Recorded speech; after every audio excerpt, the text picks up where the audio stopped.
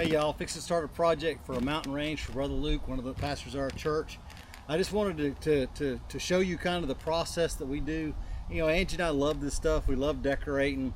I've been working on foam ants for VBS all morning long, but this is the 2-inch pink foam. This stuff shapes really well. It works really good. It's a lot of fun to work with. It's not cheap, but it's definitely worth it if you want a good finished product.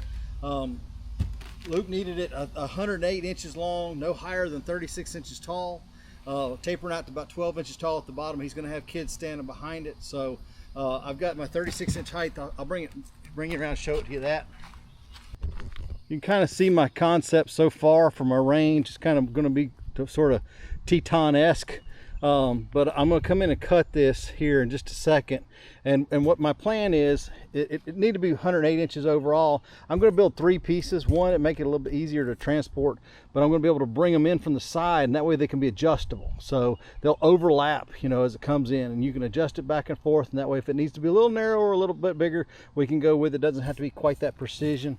The thing you need to realize, one, if you're cutting this foam, these little blades right here, this is actually a foam cutting blade if you look for it. And I mean, these things are worth their weight in gold when they're cutting this stuff. So I'm gonna go ahead and get started, and y'all can see how that looks.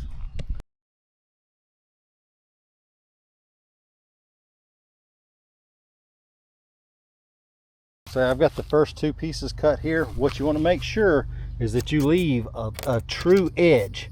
That way everything is going to line up on that edge. I want it to be able to sit flat on the floor.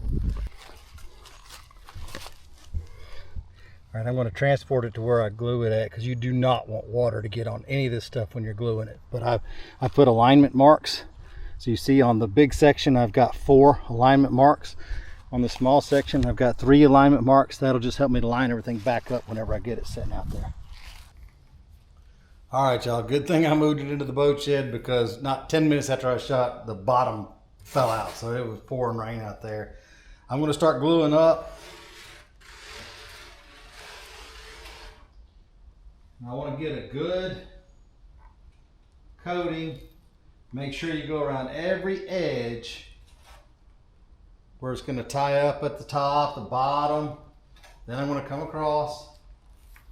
And this is what I'm using, Tight Bond. Any type of wood glue works really well with this, but you gotta let it cure. Don't get it wet.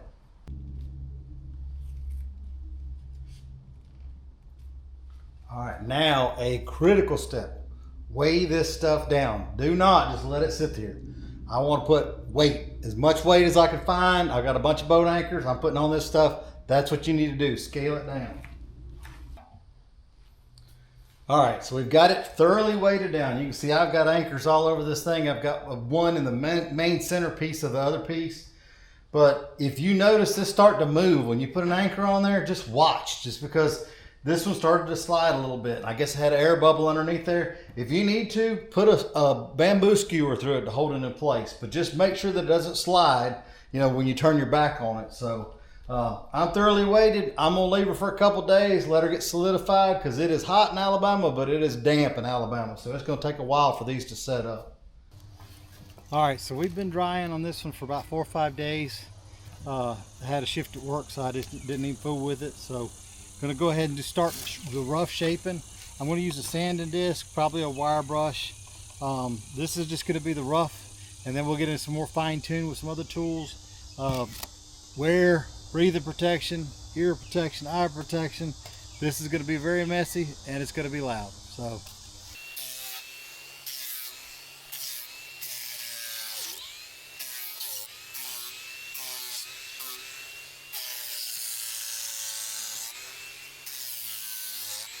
this little tool with that burr bit is pretty daggum awesome. Just be really careful, because this one can get away from you. So always watch this thing.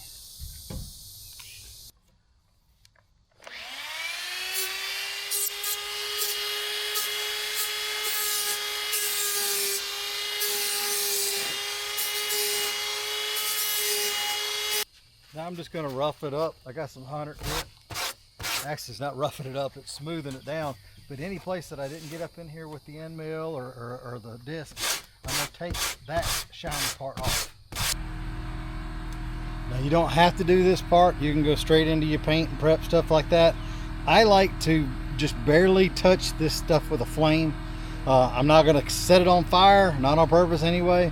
I'm just going to kiss it with it, and you'll see it kind of solidify, and it almost gives it like a stone appearance when it's painted. But this is what I do. If you do this, you be careful.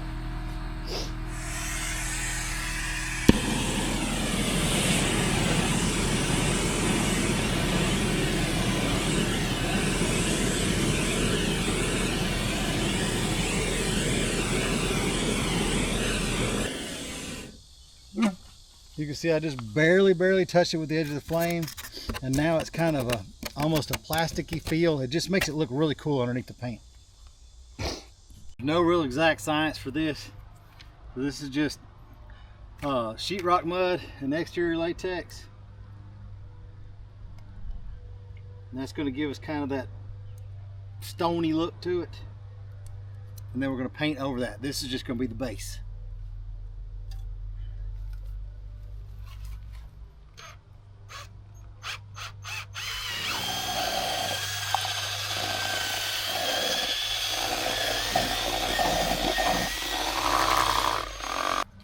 The most important parts for me to get are, of course, these seams. I wish you could get this stuff without these in it.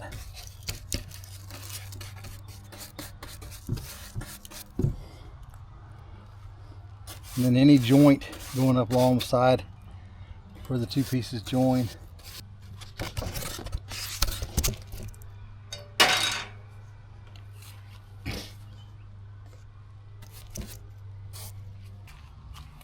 All right, we got her done.